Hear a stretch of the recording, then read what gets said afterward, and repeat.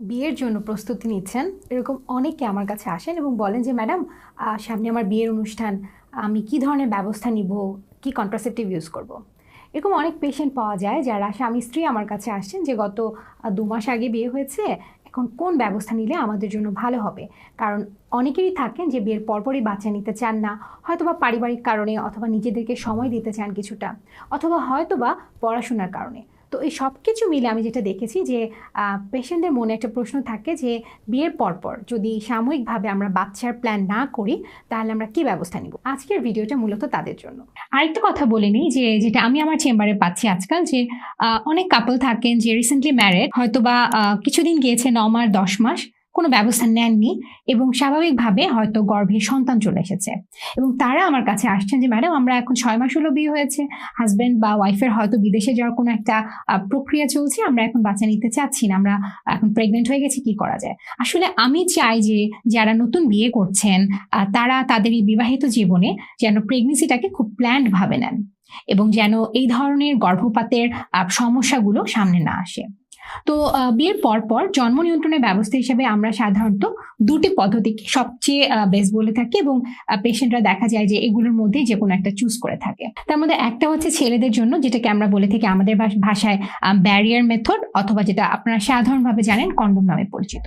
তো এটার উপকারিতাটা আসলে কি? তো জন্ম নিয়ন্ত্রণে বিভিন্ন পদ্ধতি আছে, আপনারা জানেন পিল আছে, ইনজেকশন আছে, এবং পুরুষদের জন্য এই কন্ডমটার ভালো দিকটা হচ্ছে এটা সহজলভ্য এবং এটি পুরুষ পার্টনারটি ব্যবহার করছেন এবং এতে কোনো হরমোনাল এফেক্ট, যেটা একজন নারী যখন একটি পিল খাচ্ছেন অথবা একটি ইনজেকশন নিচ্ছেন তার যে হরমোনাল এফেক্টগুলো তার শরীরে কিছু কিছু সমস্যা কখনো কখনো হচ্ছে, সেটা থেকে সম্পূর্ণভাবে তিনি মুক্তি পেতে পারছেন। প্লাস অনেক সময় দেখা যায় যে হাজব্যান্ড ওয়াইফ দুজন চাকরির জন্য হয়তোবা একটু দূরে দূরে আছেন, তো অনেকদিন পর হয়তোবা তাদের দেখা হচ্ছে, সেক্সুয়াল যে ইন্টারকোর্স এটা হচ্ছে, তো সেগুলোর ক্ষেত্রে কন্ডমটা আসলে খুবই ভালো, কারণ এটা আপনি সেই টাইম অনুযায়ী ইউজ করতে পারছেন। আরেকটা যেটা ভালো দিক, আমরা জানি যে সহবাসের মাধ্যমে অর্থাৎ সেক্সুয়াল ইন্টারকোর্স বা সেক্সের মাধ্যমে বিভিন্ন রোগ জীবাণু কখনো কখনো পার্টনার থেকে পাঠায় যায়। কন্ডমটা যেহেতু একটা ব্যারিয়ার বা একটা আলাদা এক্সট্রা লেয়ার হিসেবে কাজ করে, দেখা যায় যে এই যে জীবাণুগুলো, এসটিডি যেগুলোকে আমরা বলে থাকি সেক্সুয়ালি ট্রান্সমিটেড ইনফেকশন,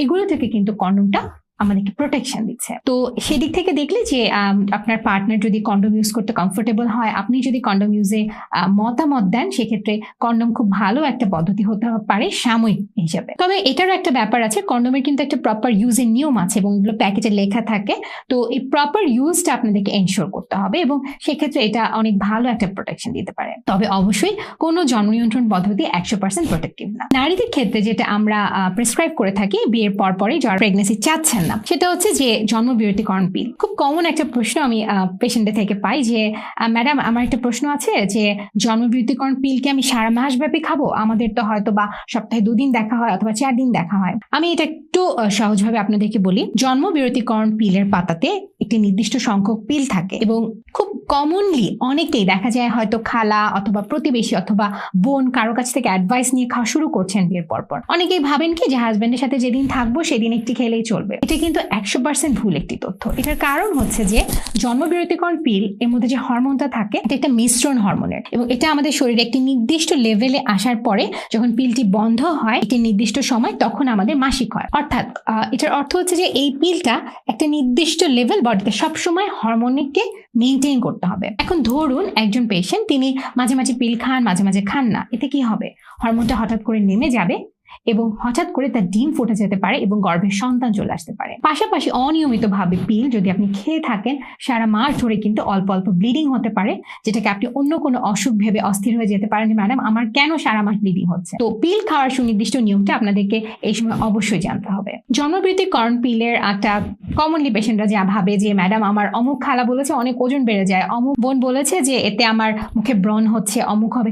আসলে ব্যাপারটা এটা না। জন্মবিরতিকরণ পিল এখন বাজারে যেগুলো অ্যাভেলেবল এবং কিছু নিউয়ার জেনারেশন পিল আছে। হ্যাঁ, আমরা যেমন মোবাইলটা যখন আপগ্রেডেড হয় আমি বলি এটা এই মোবাইল, এটা এর থেকে এটা ভালো, ঠিক একইভাবে পিলটা কিন্তু এখন অনেক আপগ্রেডেড এবং খুব ভালো ভালো হরমোন কন্টেনিং যে পিলগুলো এখন পাওয়া যায়, একটু হয়তো বা দাম বেশি, কিন্তু এগুলো দেখা যায় কোনোভাবেই মাথা ব্যথা করে না, ওজনকে কোনোভাবেই বাড়ায় না, পাশাপাশি মুখের ব্রণের সমস্যা অনেক কমিয়ে দেয়। কিছু কিছু পিল দেখা যাচ্ছে যে আপনারা জানেন পলিসিস্টিক ওভারি সিনড্রোম, এখন পিসিওএস এই নামটা মোটামুটি সবাই জানে, খুব কমন, অনেক পেশেন্ট আমরা আমরা পাই। তো পিসিওএস যাদের থাকে তাদেরও তো মাসিক একটা অনিয়মিত সমস্যা মানে হওয়ার সমস্যা থাকে। দেখা গেছে যে যারা জন্ম নিয়ন্ত্রণের পদ্ধতি চাচ্ছেন কারো কারো ক্ষেত্রে আমরা এই পিলটা দেওয়ার মাধ্যমে তার একইভাবে যেমন জন্ম নিয়ন্ত্রণের ব্যবস্থা করতে পারি, পাশাপাশি আমরা হচ্ছে এই পলিসিস্টিক ওভারিয়ান সিনড্রোমের যে সমস্যাগুলো অনিয়মিত মাসিক সেটাকে আমরা সমাধান করতে পারি, অর্থাৎ মাসিকটাকে আমরা নিয়মিত করতে পারছি এই পিলের মাধ্যমে। তো নারীদের ক্ষেত্রে আপনি যদি নতুন বিবাহিত হন অথবা সামনে বিয়ের অনুষ্ঠান অথবা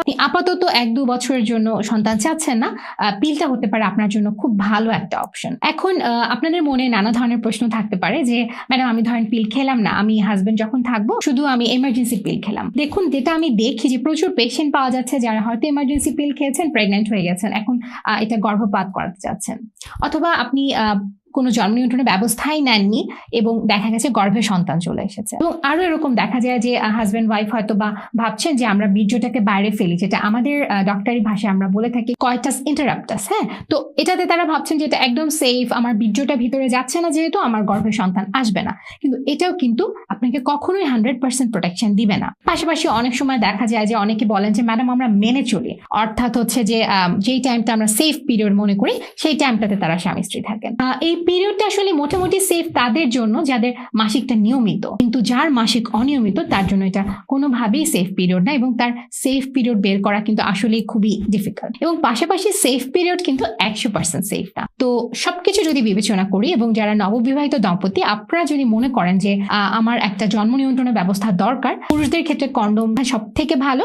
আর যদি আপনারা চান যে না আপনার যে ফিমেল পার্টনার তিনি কোনো ব্যবস্থা নেবেন, সেক্ষেত্রে জন্ম বিরতিকরণ পিল খেতে হবে আপনাকে। তবে এখানে আরো কয়েকটা কথা আছে যে পিলেরও কিছু ভালো মন্দ দিক থাকে, অথবা পিল কাকে দেওয়া যাবে না, অথবা পিল দেওয়ার আগে কিছু কিছু হিস্ট্রি, অর্থাৎ পারিবারিক কিছু ক্যান্সারের হিস্ট্রি, আপনার কিছু শারীরিক কন্ডিশন, আপনার উচ্চতা, আপনার ওজন, আপনার কোনো আন্ডারলাইন কোনো লিভারের সমস্যা, অথবা আপনার মাইগ্রেনের এমন কোনো এক্সট্রিম লেভেলে আপনি আছেন কিনা যেগুলো ক্ষেত্রে আমি পিলটা দিতে পারবো না, এটা কিন্তু ডক্টরের সাথে কথা না বলে না নেওয়াই ভালো।